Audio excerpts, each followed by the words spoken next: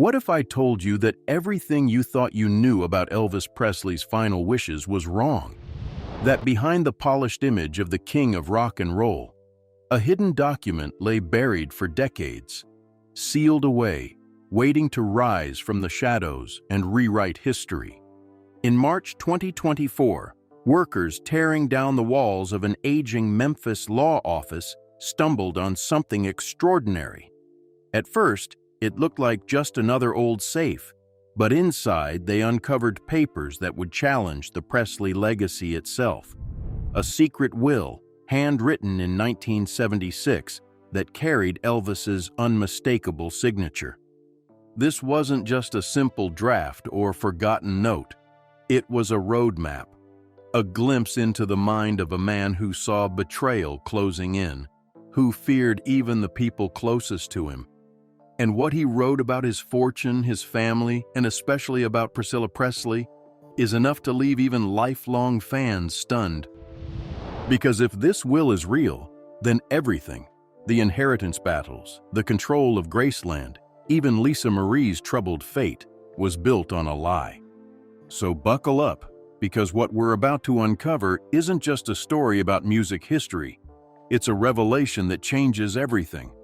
March 15, 2024, downtown Memphis. What started as a routine renovation would become one of the most shocking discoveries in music history. Marcus Williams, a construction worker with 20 years on the job, was swinging his sledgehammer against a wall inside an old law office. Dust fell, plaster cracked, and then something unexpected rang back from the blow. Not hollow, not wooden, metallic. Curious, Marcus shined his flashlight through the hole. There, hidden behind layers of drywall, sat a small steel safe, wedged neatly into the structure as though the building itself had been designed to conceal it. No labels, no records, no reason for it to be there.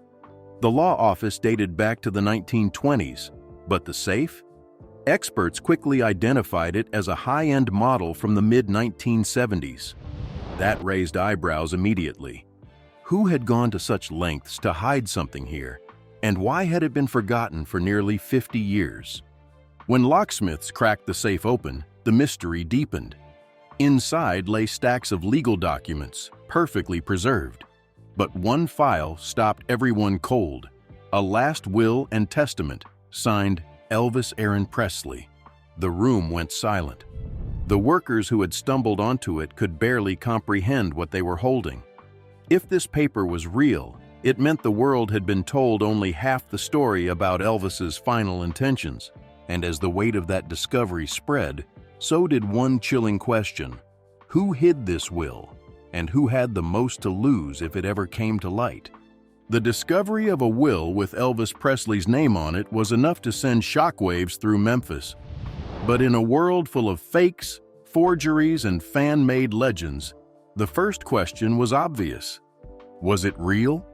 Within hours, handwriting experts and forensic analysts were called in. Every loop of every letter in Elvis's bold signature was compared against verified documents from the 1970s. The result? A perfect match. The ink and paper, too, were products of that exact era, aging precisely as they should. And then came the most important detail. The will was notarized by Harold Morrison, a Memphis attorney whose name still appeared in state records. Morrison died unexpectedly in 1978, but his reputation as a meticulous estate lawyer made this document even harder to dismiss. Still, the implications were staggering. The will dated back to 1976, over a year before Elvis's known final will that had controlled his estate since 1977. And the provisions inside this earlier version didn't just look different. They contradicted nearly everything the world believed about how Elvis wanted his empire handled.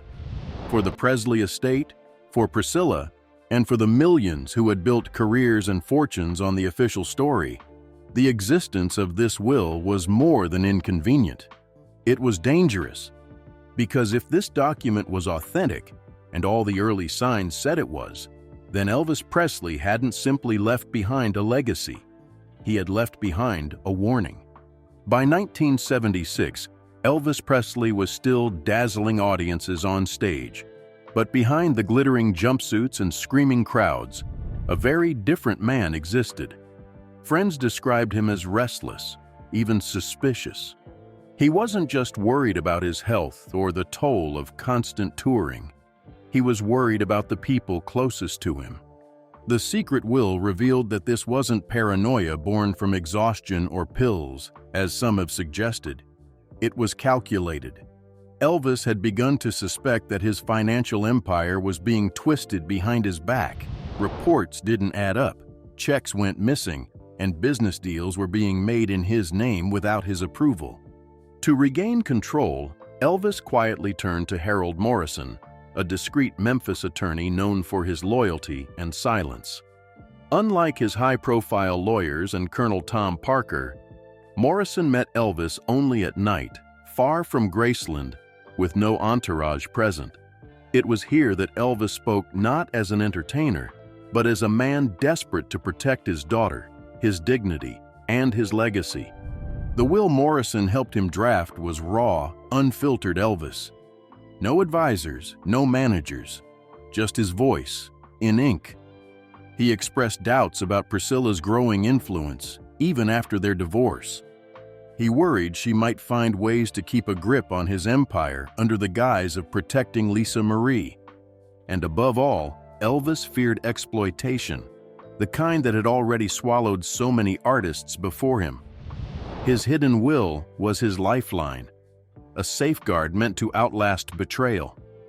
But betrayal, as the next revelation show, was already closer than he realized. When Elvis and Priscilla Presley finalized their divorce in 1973, the public was told it was amicable.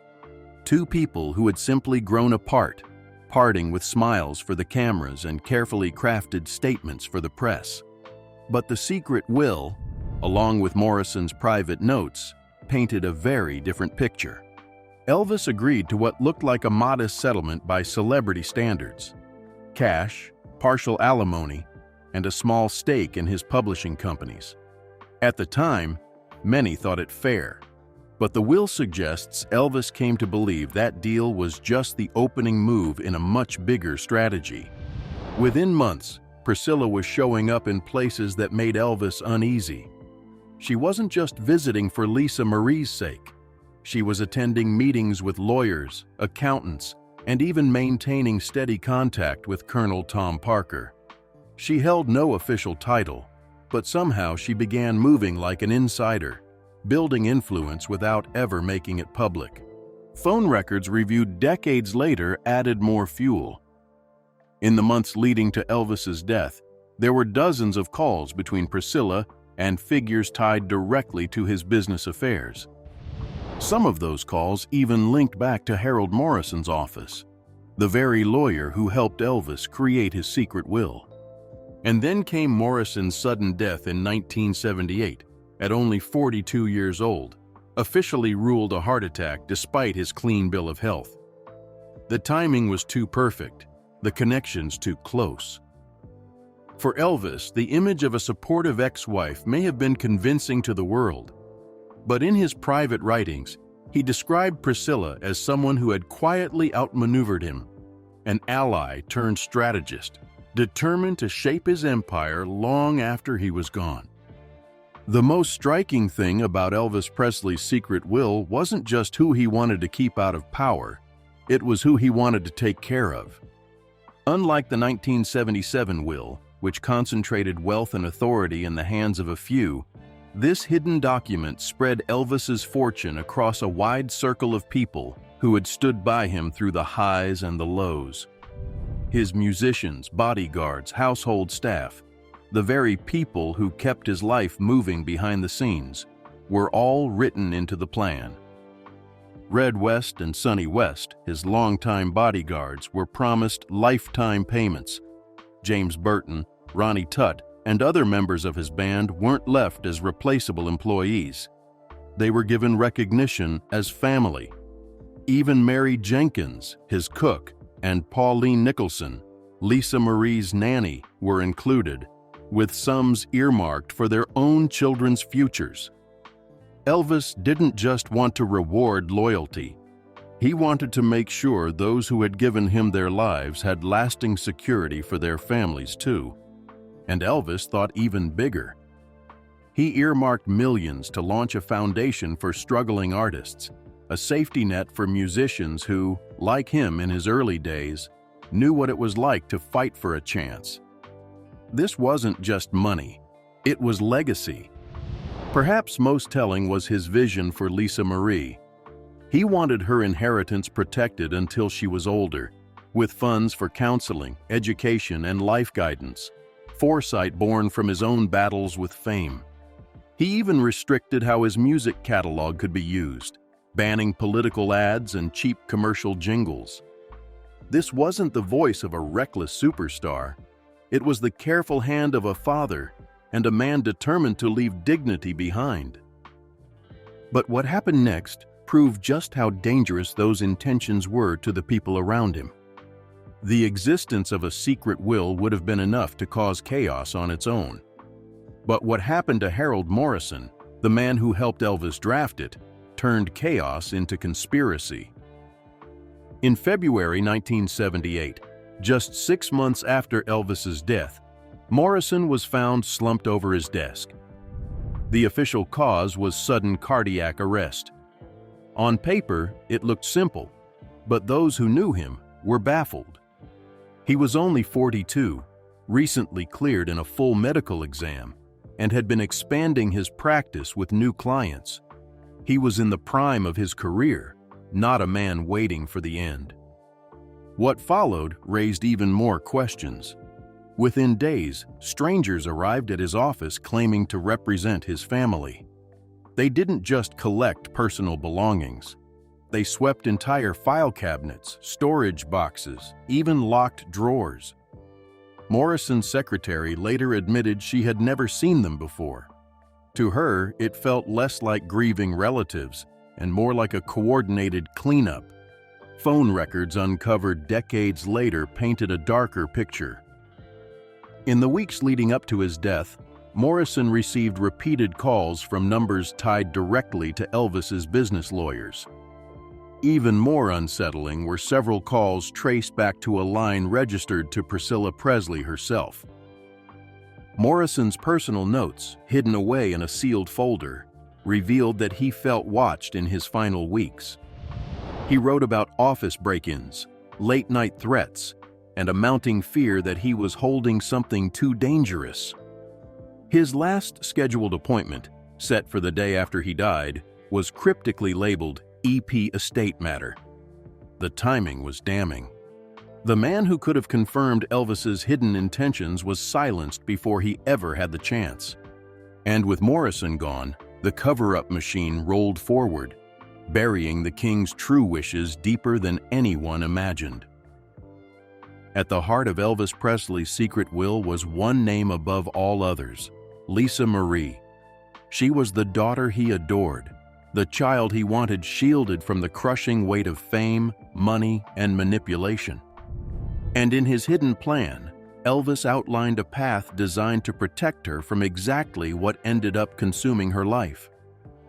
According to the secret will, Lisa Marie wasn't meant to inherit her father's empire in one overwhelming sum at just 25 years old.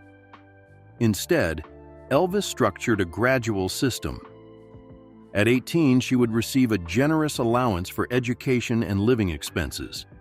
At 25, she would gain access to investment income. Full control of the estate would only arrive at 35, when Elvis believed she'd have the maturity to handle vast wealth responsibly. He even built in safeguards few parents of his era considered. A $500,000 fund was set aside for counseling, mentorship, and emotional support, acknowledging the unique struggles she would face as Elvis's daughter. Trusted friends like Jerry Schilling and Larry Geller were named as guides, tasked with keeping her grounded in her father's values rather than the circus of celebrity. The tragedy is that none of it happened. When Lisa Marie came into her inheritance under the official will, she was unprepared. The financial guidance Elvis wanted for her was gone. The emotional safety net he designed never materialized, and the struggles that followed, addiction, troubled relationships, financial instability, were the very challenges Elvis foresaw and tried to prevent. Perhaps most heartbreaking of all, Morrison's safe contained letters Elvis wrote for his daughter's birthdays, messages of love, advice, and hope. Lisa Marie died in 2023, never knowing they even existed. In the end, the child he fought hardest to protect was left the most exposed. Of all the instructions in Elvis Presley's secret will, none were more personal than his wishes for Graceland. To the world, the mansion became a museum, a tourist attraction drawing millions through its gates. But according to the hidden document, that was never supposed to happen. Elvis described Graceland not as an attraction, but as a sanctuary. It was to remain a private residence for Lisa Marie and her future family. He forbade tours, gift shops, and commercial exploitation. Even the meditation garden, where he was eventually buried, was declared off-limits to outsiders. His vision was clear. Graceland was to echo with the laughter of grandchildren, not the chatter of tourists. Yet, within 5 years of his death, the estate opened its doors to the public. The justification given was financial survival. But Elvis had already accounted for that, directing that royalties from his music would fund Graceland's upkeep indefinitely. For many, this raised a damning question.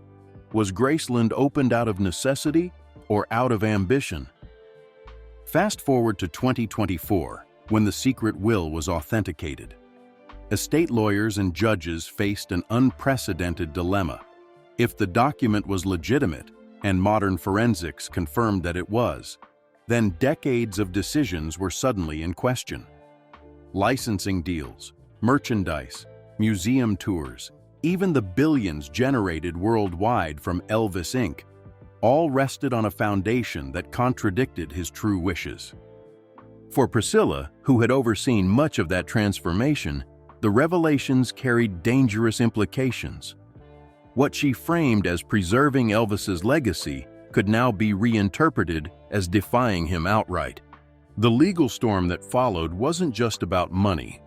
It was about the violation of a man's final sanctuary and the possibility that an entire empire had been built on betrayal. Just when investigators thought they had uncovered everything, the most shocking twist emerged from the final pages of Elvis Presley's secret will.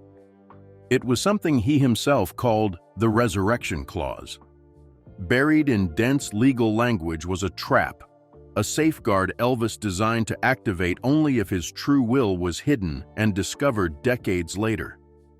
In essence, it was a posthumous sting operation.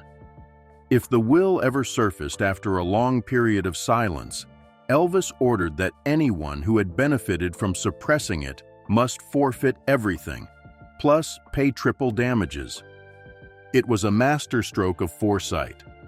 Elvis anticipated betrayal, anticipated greed, and ensured that his true voice would one day thunder louder than those who tried to silence it. The clause even listed names of individuals who had knowledge of the will, requiring that their involvement be made public once it was found. For Priscilla, the implications were devastating. Decades of influence, decisions, and profits now stood in the shadow of Elvis's revenge from beyond the grave. The empire she had helped shape risked crumbling under the weight of his long-buried instructions. But Elvis's aim wasn't just retribution. The Resurrection Clause redirected penalties into the very causes he cared about: support for loyal staff, musicians, and the struggling artists' foundation he dreamed of creating. Even in death, Elvis found a way to turn betrayal into generosity. And that's what makes this story so haunting. The king of rock and roll may have left the stage in 1977, but his final act wasn't a performance. It was a warning. A voice from the grave that shattered decades of illusion and proved that legacy cannot be rewritten forever. So now the question falls to you. Do you believe Elvis truly foresaw the betrayal that was coming? Or was this secret his last desperate safeguard against the people he feared most? Let me know your thoughts in the comments below. Don't forget to like, subscribe, and share this story so the king's real voice keeps echoing long after the curtain has closed.